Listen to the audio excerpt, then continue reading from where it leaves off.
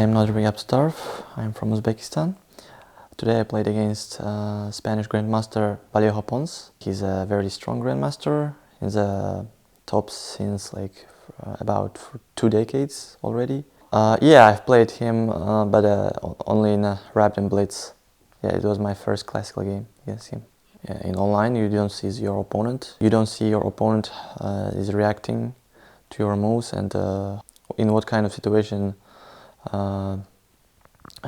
he is. So yeah, I think I much more prefer or the board game. Okay, he played e4 and I choose a Petrov, which is very solid. He played some very rare line in the symmetrical French, so it wasn't played so much, and I haven't seen this knight c3 move before, specifically in this position. I compared some positions arising after bishop d3, bishop d6, castles, knight c3, and here I think also c6 is also very I think theoretical move. So yeah, I just play c6 with idea bishop d3, bishop d6, and then he played queen e2, transposing into another line, which is also very which is known, of course, and but with slight difference, with inclusion of knight c3 and c6, and okay, it didn't seem so very impressive.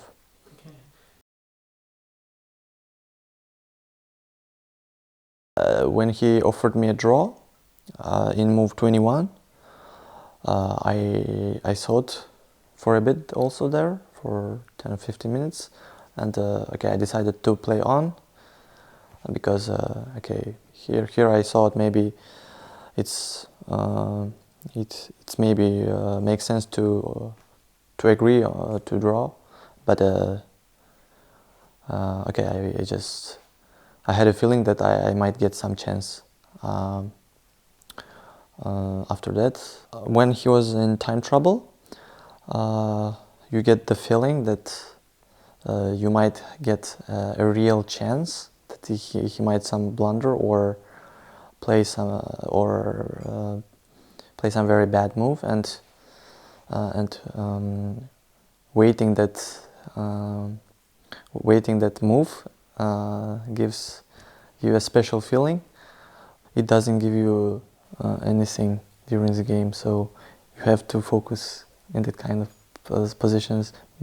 Some players rush and play very fast to press on your opponent's clock, but sometimes it backfires.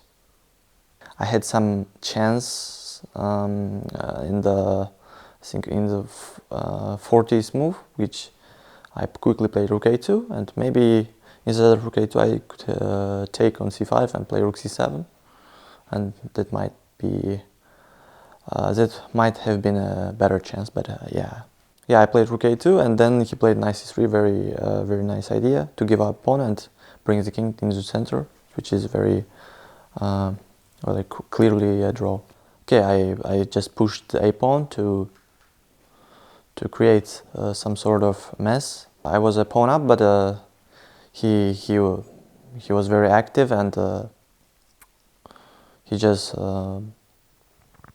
very active king and passed pawn on d file, and very active rooks also.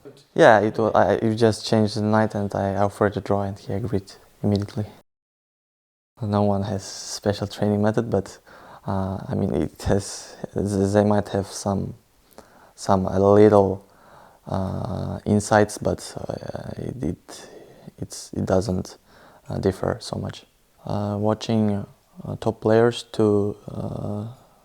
while they are playing, you get the feeling, and you also can consider your moves and compare it with grandmasters.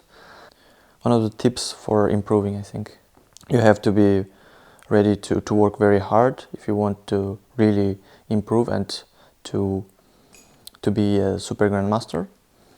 And I mean, this has to be no secret for anyone. So yeah.